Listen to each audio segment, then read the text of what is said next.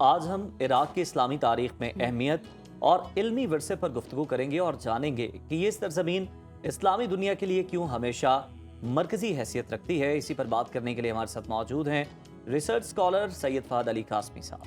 فہد صاحب بتائیے گا کہ عراق کو اسلامی تاریخ میں ایک منفرد اور نمایاں مقام کیوں حاصل ہے اور اس حوالے سے اسلامی تاریخ ہمیں کیا بتاتی ہے؟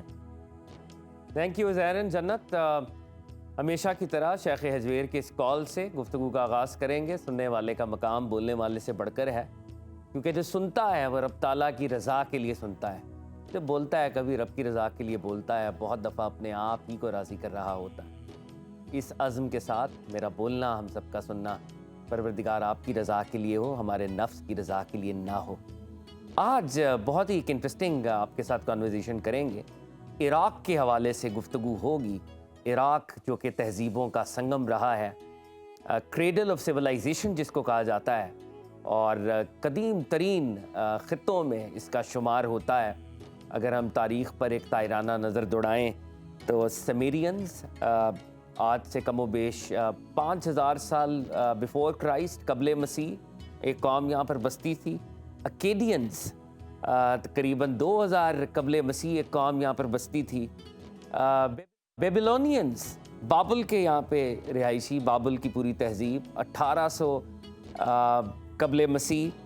پھر یہاں پر اسیرینز آئے، پرشینز آئے، سائرس جس طرح ہم جانتے ہیں، گریکس، رومنز، پھر ایک اور بہت بڑی سسانین امپائر یہاں پہ بنی، ساسانین امپائر، ایرینین امپائر تھی جو، اور اس کے بعد یہاں پر مسلمان آئے اور مسلمانوں کا یہاں پر عراق پر تسلط قائم ہوا۔ لیکن مسلمانوں کی تاریخ سے پہلے آج کہانی سنانی ہے ایک ایسے شہر کی جو بجا دور پہ دنیا کا قدیم ترین شہر کہلاتا ہے۔ شہر کا نام ہے ار، اور ار ایک ایسا شہر ہے جس کو اس دور میں سمیرینز نے بسایا تھا، اور یہ شہر جناب ابراہیم علی نبینا علیہ الصلوۃ والسلام کا شہر ہے۔ بہت سی روایات میں آپ کا خانوادہ ار کے اندر مقیم تھا۔ اکثر لوگوں کو یہ مغالطہ ہوتا ہے کہ آپ کے والد کا نام آذر تھا، آپ کے والد کا نام آذر نہیں تھا، آپ کے والد کا نام طارح یا طارق تھا، اور آذر آپ کے چچا تھے۔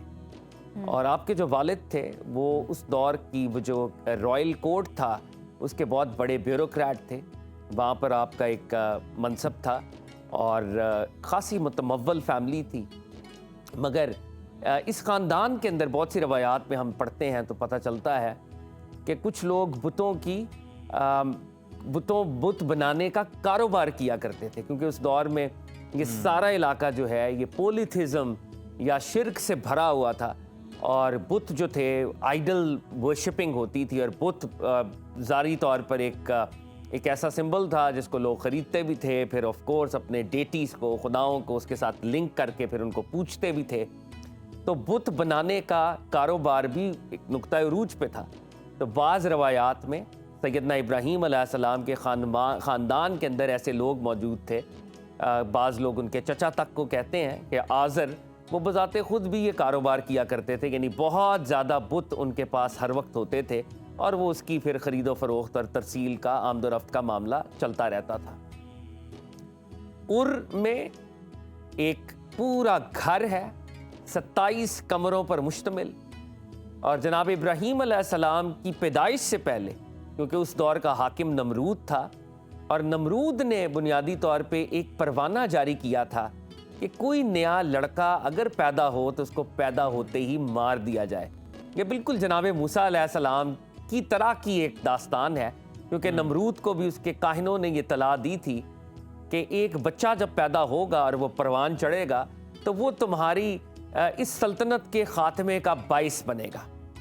تو نمرود ہر بچے کو قتل کر رہا تھا، لیکن جناب ابراہیم علیہ السلام کے والد کیونکہ ایک سول سرونٹ، ایک بیوروکریٹ، منصب والے آدمی تھے، ان کو بر وقت یہ اطلاع ملتی ہے، اور جناب ابراہیم علیہ السلام کو آج کل کا جو ترکیے ہے یا ترکی ہے وہاں پر ایک غار میں بھیج دیا جاتا ہے، اور جناب ابراہیم علیہ السلام کچھ عرصہ اس غار میں مقیم رہتے ہیں، حتیٰ کہ وہ بڑے ہوتے ہیں اور واپس اس شہر میں، ار شہر میں واپس تشریف لاتے ہیں۔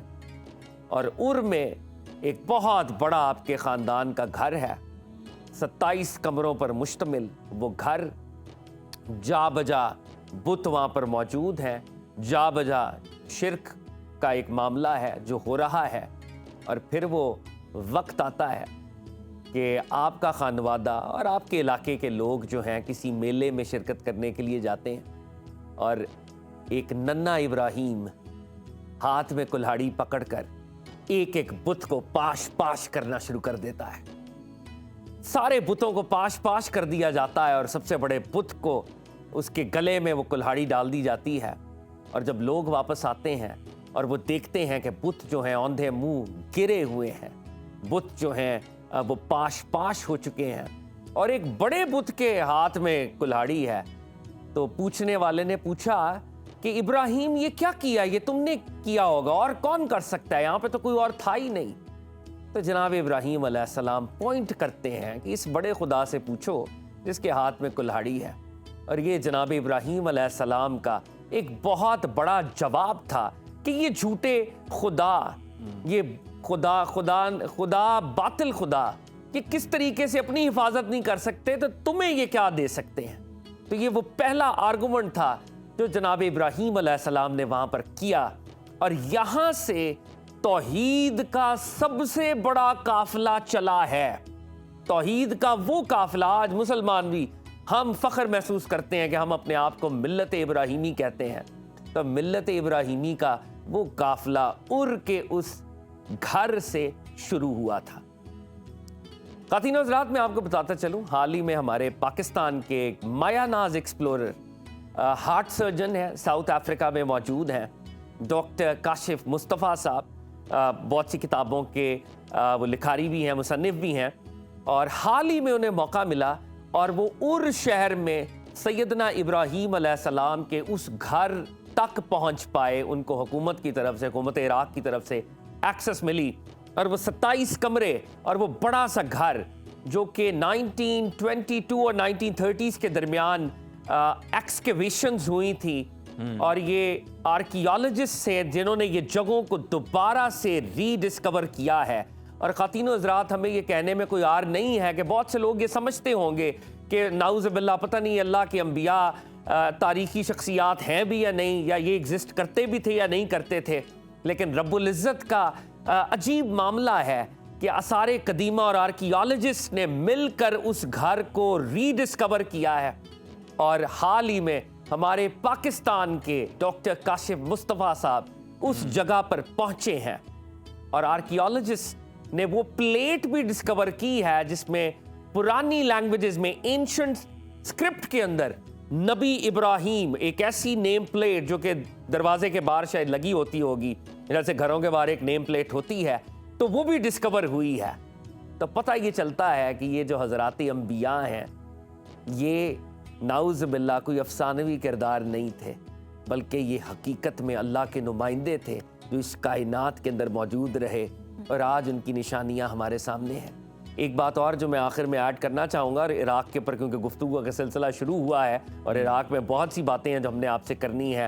हारूत मारूत का कुआं है, हज़रत दानियाल अलैहिस्सलाम की गार है जब शेरों के आगे उनको फेंका गया, फिर पूरी मुस्लिम तारीख़ है। लेकिन एक बात मैं करते वक्त आज के सेगमेंट को कल्मिनेट करूँगा, जनाब इब्राहीम अलैहिस्सलाम 30 साल तक जनाब नूह अलैहिस्सलाम की ज़ेर तरबियत रहे। नबी अल्लाह नूह अलैहिस्सलाम की उम्र कमो बेश 950 साल थी और हमारी रवायात हमें ये बताती हैं कि हज़रत इब्राहीम अलैहिस्सलाम तकरीबन तब पैदा हुए जब हज़रत नूह अलैहिस्सलाम की उम्र 910 से 920 साल के दरमियान थी। तो जनाब इब्राहीम अलैहिस्सलाम को 30 साल हज़रत नूह अलैहिस्सलाम की सोहबत भी नसीब हुई। ये उर से सफ़र शुरू हुआ था। इराक़ का लफ्ज़ भी उर लफ्ज़ से ही डिराइव किया जाता है। इराक़ पर अभी गुफ्तगू शुरू हुई है, गुफ्तगू आने वाले दिनों में भी जारी रहेगी। Thanks a lot Uzair and जन्नत। सैयद काज़मी साहब हमें इराक़ की जो है वो तारीख़ी अहमियत के बारे में बता रहे थे। फहाद साहब बहुत शुक्रिया। तो नाज़रीन, हम चूँकि इख्तिताम की तरफ जा रहे हैं, तो किताब मेरा रब मेरा दोस्त जो कि हमेशा की तरह हमारे साथ है। नाज़रीन, आयतुल कुर्सी की हम बात करेंगे।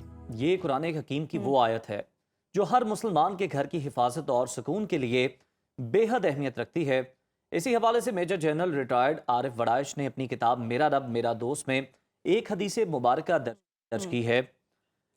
सैयदना हजरत अली करमुल्लाह वजहुल करीम फरमाते हैं कि रसूलुल्लाह सल्लल्लाहु अलैहि वसल्लम ने फरमाया, जिस घर में आयतुल कुर्सी पढ़ी जाती है तो 30 यौम तक शैतान उस घर के नज़दीक नहीं फटकता और ना ही उस घर में 40 यौम तक जादूगर मर्द या औरत दाखिल हो सकते हैं।